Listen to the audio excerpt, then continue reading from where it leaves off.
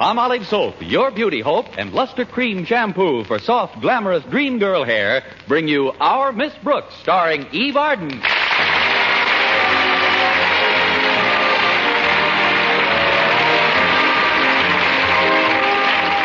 Our Miss Brooks teaches English at Madison High School. She's very fond of her pupils, and they're very fond of her. She's also very fond of biology teacher Philip Boynton, and he's very fond of his frogs and guinea pigs. Well, this absorption in his laboratory is largely due to Mr. Boynton's natural shyness. Well, that is to say that he's shy in the world of reality. But in the dreams of our Miss Brooks, Philip Boynton is every bit as ardent and attentive as any woman could desire. Let's listen. Oh, my darling Constance. You're so lovely, so desirable. I feel I could fly on the wings of our love. Won't you join me, Constance, on a flight to paradise? Contact. I must pause for a moment, my darling. You know why? For station identification? I want to look at you again before I kiss you. And if you notice anything strange in my eyes, dearest, it's stardust. Well, sweep it under your lids and let's get going. Oh, isn't it wonderful, Connie? Just you and I alone in our dream house. Yes, it is, Philip. And if anyone comes calling, we'll refuse to answer the doorbell. Sorry, wrong number. Oh, okay, alarm clock. Oh, you win. Quiet. If I could have slept a few more minutes, that dream might have gotten the Academy Award. Come in. Good morning, Connie. Good morning, Mrs. Davis. I've brought you a little breakfast tray. Hope you like the surprise recipe on it. Another surprise recipe? I'm still trying to get used to the last one. Rye crisp boiled in breadcrumbs. Oh, this isn't anything like that, Connie. This is a famous Alaskan dish. Want to know what it consists of? No, what? It's very simple. You just take a pound of frozen whale meat, thaw it out, roll into patties, and fry in deep seal fat. Oh. What do you call this Eskimo's delight? Blubber burger. Blubber burger? Yes. Of course, not everyone can enjoy them at first eating. How do you stand on the whale meat, Connie? I really don't know, Mrs. Davis. I've never stood on any.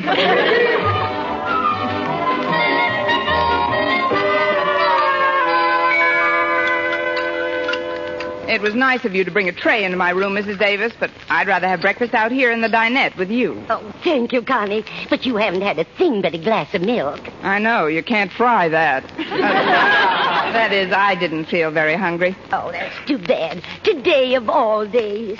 What's so special about today? Don't you know? Let's see. Oh, certainly. Yesterday was payday, so today must be rent day. What do I owe you, Mrs. Davis? I'm not worried about the rent, Connie, although I could use a small loan. How much? Well, $5 would do nicely. It's for a donation I promised the Ailing Newsboys Fund. All right, Mrs. Davis, I can let you have $5. You sure you won't miss it? No, I won't miss it. The people I owe the payment on my car might miss it, but I'll take care of that later. I've had my eye on a bag in Justin's department store, and I've decided to throw caution to the winds and buy it this afternoon. The one you told me about? Green alligator skin? That's the one. Of course, I'll have to postpone a lot of my time payments. The car, my coat, the watch I bought for Mr. Boynton, but it's worth it. Wait till you see that bag, Mrs. Davis. But what about your creditors? What'll you tell them? I'll write them all polite letters. Letters? What'll you say? Oh, I'll think of something. I'm an English teacher, ain't I? I mean, aren't I? Am I not? You certainly must have your heart set on that bag. Oh, I have.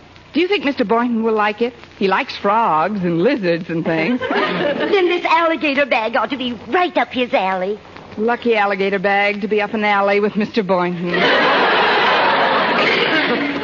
Oh, that must be Walter Denton. He's giving me a lift to school. I'll be there in a minute, Walter. Is your car in the repair shop again, Connie? Yes, the garage says they just have to get one more part for the car before I can drive it again. What part is that? A motor. Only if I'm... Hello, Walter. Come in. Thanks, Miss Brooks. I just came in to tell you to be sure and bring a coat with you this morning. It's colder than a school teacher's heart out. I mean, some school teachers' hearts, Miss Brooks. You're a warm one. Thanks, Walter. You can butter me up on the way to school. I'll go get a coat. I'll just be a few minutes. Did someone let that cat in again? It's me, Mrs. Davis. Oh, Walter, I'm glad you came in. We've got to make arrangements for the surprise party. Does she know it's her birthday? No, just like last year, she's forgotten about it completely. Swell. Then the party will go over that much bigger. Did you find out what she wants? Yes, I did, Walter. It's a green bag in Justin's, but she's threatened to buy it for herself. Golly, that's no good. I know. So I've thought up this scheme. If we all borrow some money from her, she won't be able to buy it. Then we can give it to her for a present. I'll call the Conklins and tell them to be sure and borrow something from Miss Brooks when she gets to school. Good. She's so soft-hearted she'll never turn anybody down, as long as there's a hard luck story with it. I'll put the bite on her I'll borrow something on our way to school. Here she comes. I'll go back into the kitchen. I don't want her to think we've been conspiring. Okay, Mrs. Davis. Well, that wasn't such a long wait, was it, Walter? Oh, not at all, Miss Brooks. Gosh, that's a nice coat. Well, when did you buy that? Within the next 18 months. Let's hurry, Walter. I couldn't touch a morsel of Mrs. Davis's breakfast. I'd like to get a bite on our way. Don't worry, you will.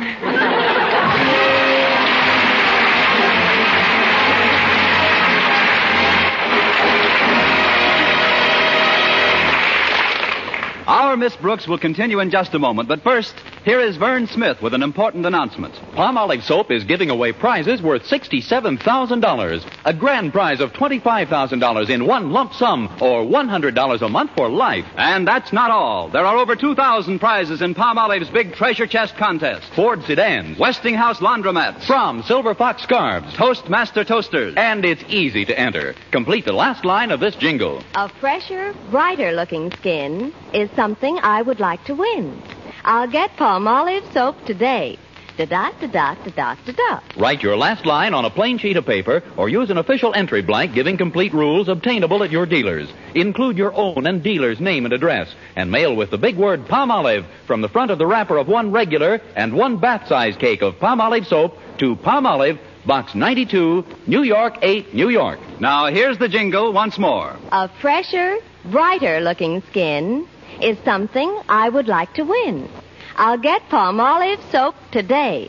Da-da-da-da-da-da-da. Mail your entry to Palmolive, Box 92, New York 8, New York. Get Palmolive soap for a lovelier complexion. Remember, doctors prove Palmolive's beauty results.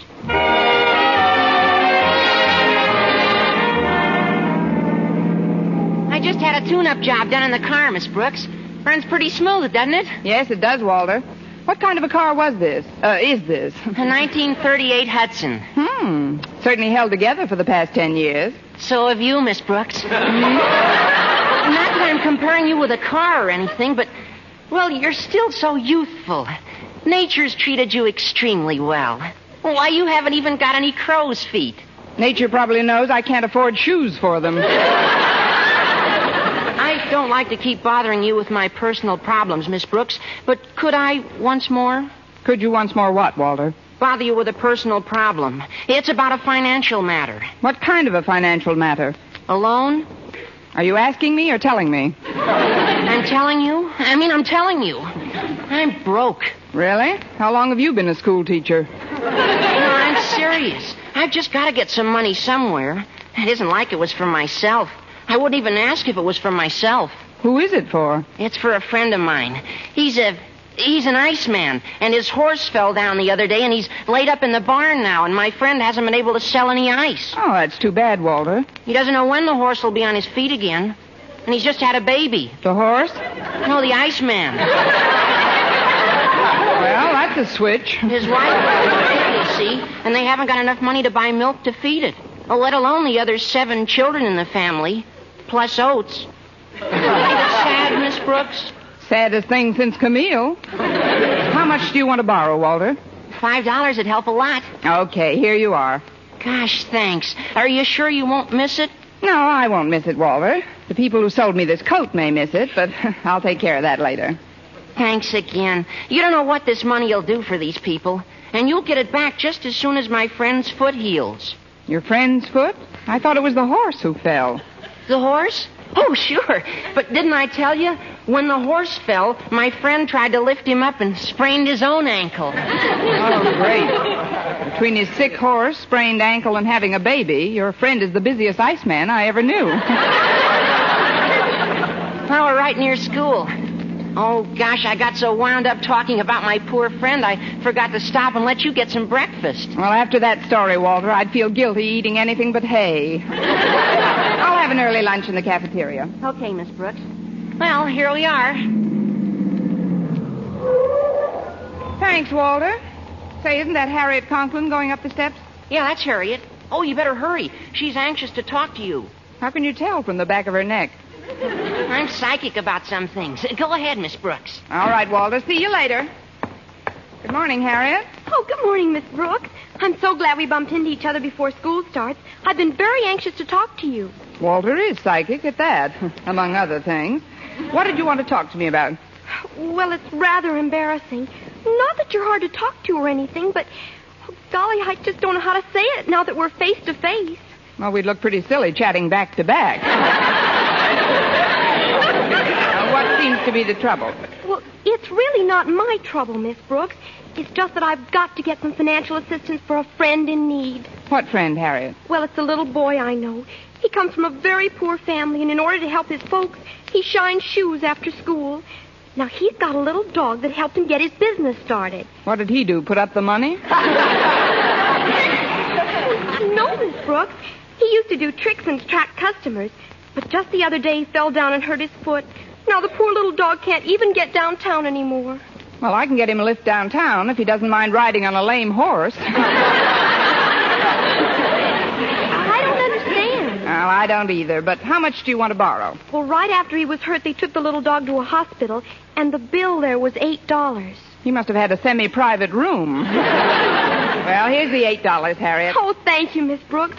You're sure you won't miss it? No, I won't miss it. The people I owe the payment on my watch might miss it, but I'll take care of that later. Anyway, I still have enough left to pick up that bag at Justin's this afternoon. Yeah. Oh, I mean, what bag? A green alligator job that I've had my eye on for weeks. Oh. Well, before you go to your room, Daddy would like you to stop in at his office. Uh-oh, what have I done now? Why should you think you've done something, Miss Brooks? Golly, just because Daddy's a principal is no reason for anybody to be afraid of him. No, maybe you're right, Harriet. Good morning. Morning, Daddy. See you later, Miss Brooks. Bye, Harriet. Will you step into my office a moment, Miss Brooks? Certainly, Mr. Conklin. Yeah, at ease. Have a chair. Yes, sir. As you know, I was a major in the last war. Mm-hmm. Spent almost 4 years in charge of the post exchange at Camp Bobrick, Ohio. Stout fella. Yes, although I've been returned to the arms of my loved ones for over 2 years now, I opened my last box of Hershey's in 46. I must confess there are aspects of military life which bear remembering. Such as? Oh, the camaraderie, esprit de corps. Don't you agree, Miss Brooks? Oui, mon capitaine. Now, you've been teaching at Madison High for over 5 years, haven't you? That's right, Mr. Conklin. And in that time, I've had a lot of esprit de corps, but very few raises. I think the last one was way now, back in... let's not talk shop, Miss Brooks. I realize that you haven't had a raise in some time, but after all, it's a universal complaint these days, and one which can't be remedied overnight. Meanwhile, you get by very nicely on the money you earn, don't you? Well, speaking frankly... That's the only way to speak, Miss Brooks. Now, if you don't mind, I'll come to the point. I've got to have some financial assistance for a friend of mine in distress. Another one? This poor chap was one of my GI assistants during the war.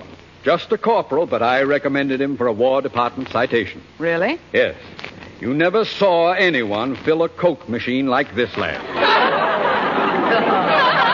As for stacking Kleenex boxes, well,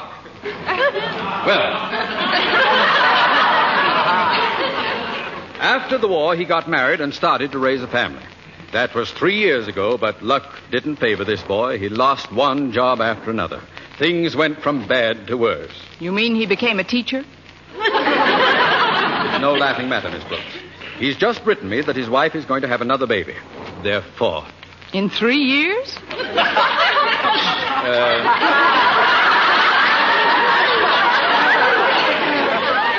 There's a set of twins. In any event, he's desperate. He can't even afford a hospital room for his wife. Well, I know where there's a semi-private room if she doesn't mind dogs. I mean, how much would you like to borrow, Mr. Conklin? Well, I've asked many of my friends for $5 or $10. I see. Well, I get But that. you're such an old friend, Miss Brooks, I feel that I can ask you for $15. Before our friendship gets any older, here's the $15. Oh, thank you, Miss Brooks. You're sure you won't miss it? No, I won't miss it. The people I owe a repair bill on my car might miss it, but I'll take care of that later. Very well. That'll be all then. Dismissed.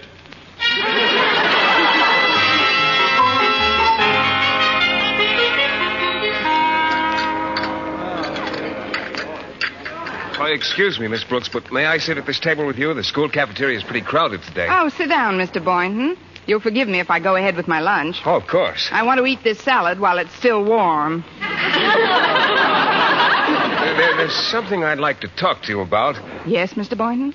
I've heard from many people how generous and warm-hearted you are under your veneer of seeming sophistication. Of course, I've always known that you're true blue, a 100% human being, deep down below the surface. Why, Mr. Boynton, you've been peeking at my x-rays. I'm serious. I know that I can appeal to you for assistance without fear of embarrassment. And I know when you hear my story, you'll want to help. Et tu, Boynton? Well, what's your story? Well, I have this friend who's also a biologist. From a poor family? No, his family's very wealthy, as a matter of fact. But he's married and has 7 children and 1 on the way. No, he's a single chap. But he's got a bad sickness. No, he's in the pink of condition. Oh, wait a minute, I know. His little puppy broke its leg. Oh, he hasn't any puppy, but his Great Dane just won a blue ribbon. Wrong again. But give that lady a box of Red Heart and 2 tickets to next week's flea circus. Look, Mr. Boynton, I'll bet your friend's horse is so lame he can't even ride him to work, Well, my friend drives a Cadillac. Look, if you'll just let me finish, I'll be as brief as possible. You see, he's leaving town, and he's got about 30 white mice and frogs that he wants to give me. Oh, so that's it. They're sick. Oh, no, not at all. They're wonderful specimens. But they're orphans. Please, Miss Brooks, what I'm trying to tell you is that I'll need about $20 for the added equipment it'll require to house them. Oh, well, why didn't you say so? Here, Mr. Boynton, here's $18. It's all I have left. Let a couple of the mice double up. Thank you, Miss Brooks. I certainly appreciate this, but are you sure you won't miss it? No, I won't miss it. The people I owe the payments on my car, watch, and coat might miss it, but I'll take care of that later. There's only one thing that's not going to be put off, Mr. Boynton. Oh, what's that? A green alligator bag I've got my deep down underneath little warm heart set on. My first stop after school will be the nearest bank that lends money.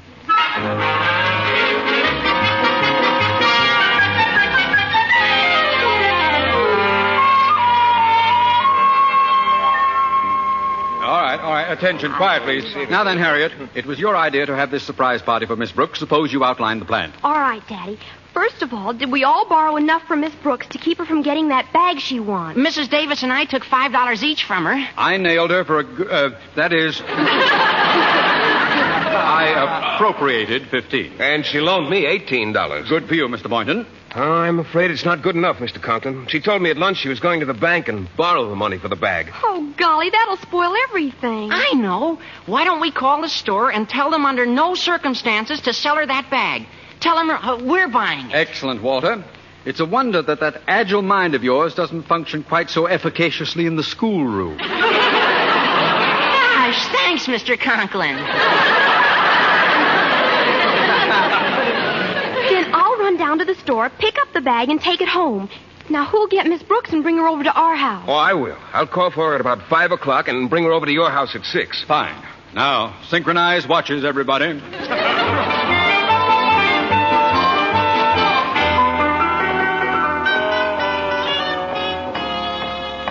Let's see, confidential loan department. This is it.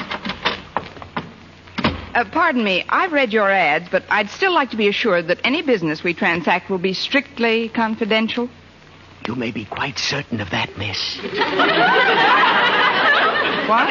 I said we treat all our transactions with the utmost secrecy. Well, you can let me in on it. I'd like to borrow about $35. Yes, ma'am. What is your occupation, please? I'm a school teacher. How long have you been teaching, and at what school, please? 5 years at Madison High. And how do you sound when you've got laryngitis? Very comical. You write your name and address down, and I'll get you the money. Is that all there is to it? Yes, we don't believe in a lot of red tape. Oh. All you have to do is sign a few papers. First here. Yes. Now here. Right. Now this one. There you are. Now here. Mm-hmm. And here. Again. And this one. Yes. Now we'll start on the second page. Here. Yes. And here. Mm-hmm. And here. Mm-hmm. And here. And here. Here.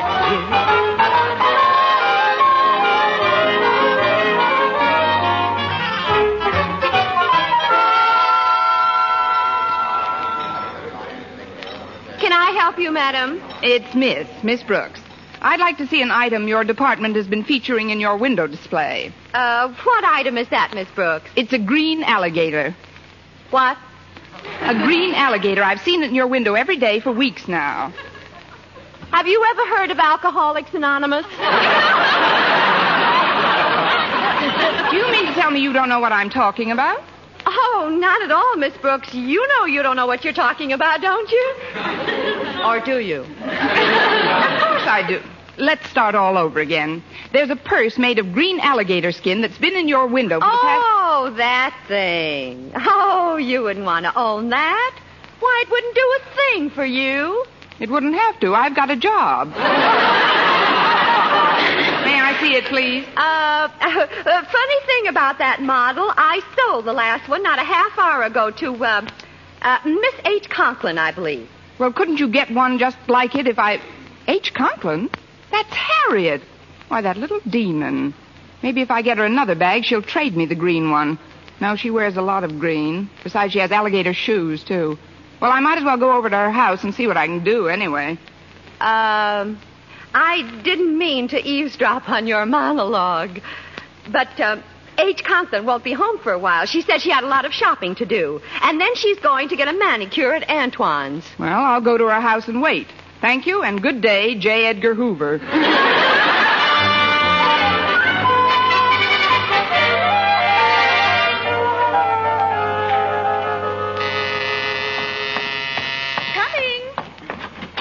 Hello, Mrs. Conklin. Is Harriet at home? Why, no, Miss Brooks. She's out doing some last-minute shopping for the... Miss Brooks, isn't it terribly early? I mean, with the days getting shorter all the time, it seems like about 5 o'clock. It is 5 o'clock. May I come in, Mrs. Conklin? Oh, of course. Who's that at the door, Martha? Oh, it's you, Miss Brooks. Hello, Mr. Conklin. Martha, did Harriet get back with all... Miss Brooks! Isn't it a little early? I mean, it only seems like 5 o'clock. 5-1. Sit down here in the living room a minute, Miss Brooks. Osgood, I'd like to talk to you. Yes.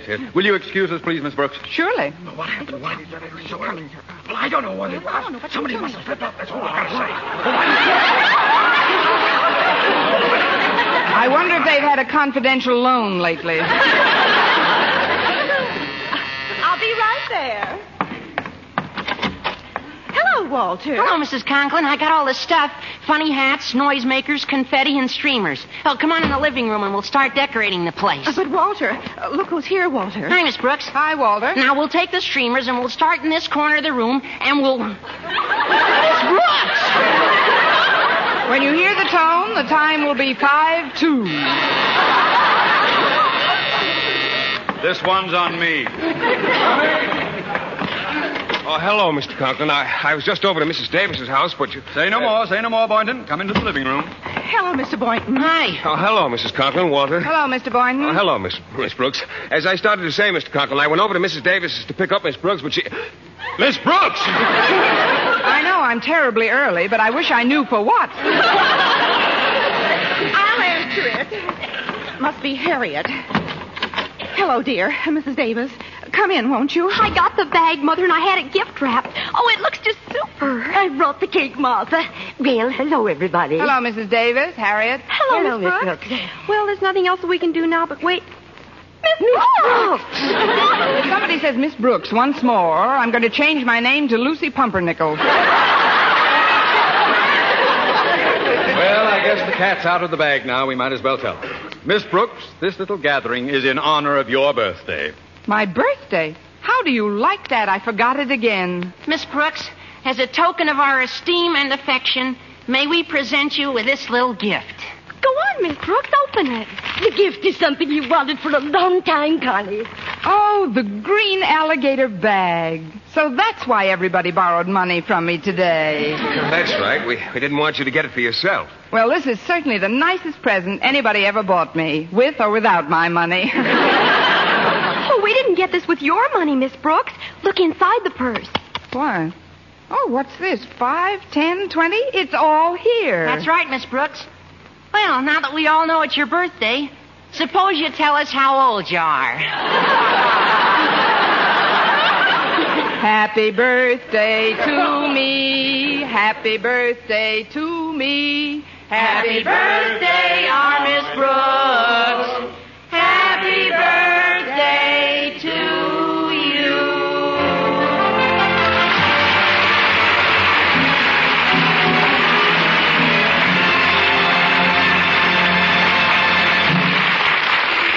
Eve Arden as our Miss Brooks returns in just one moment, but first...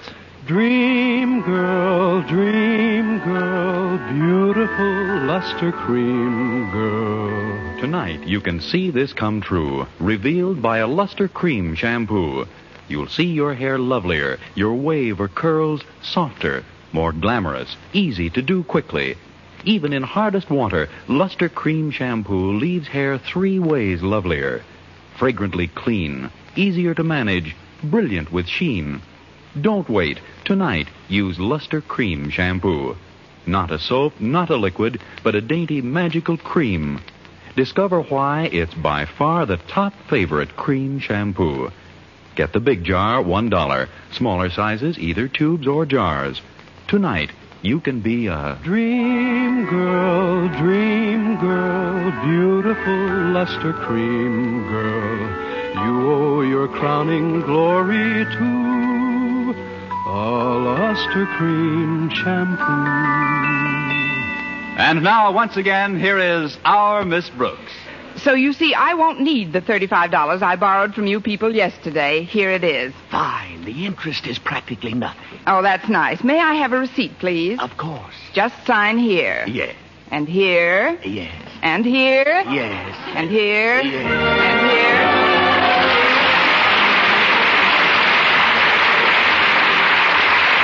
Next week, tune into another Our Miss Brooks show brought to you by Palmolive Soap, your beauty hope, and Luster Cream Shampoo for soft, glamorous dream girl hair. Our Miss Brooks, starring Eve Arden, is produced by Larry Burns, written and directed by Al Lewis, with music by Wilbur Hatch. Dentists know what cleans teeth best, and over 4,000 dentists say Colgate tooth powder with a 2-minute routine gets teeth sparkling and super clean. So to remove dull film and get your teeth shining clean, just brush teeth 2 minutes morning and night with Colgate tooth powder. Brush inside, outside, and biting surfaces. Always brush away from the gums. See how quickly this gets teeth naturally bright. It removes dull film that improper brushing misses. And Colgate tooth powder also sweetens your breath. Try it. Buy Colgate tooth powder today. For mystery liberally sprinkled with laughs, listen to Mr. and Mrs. North. Tune in Tuesday evenings over most of these same stations. And be with us again next week at this same time for another comedy episode of Our Miss Brooks. Bob Lamont speaking for CBS, the Columbia Broadcasting System.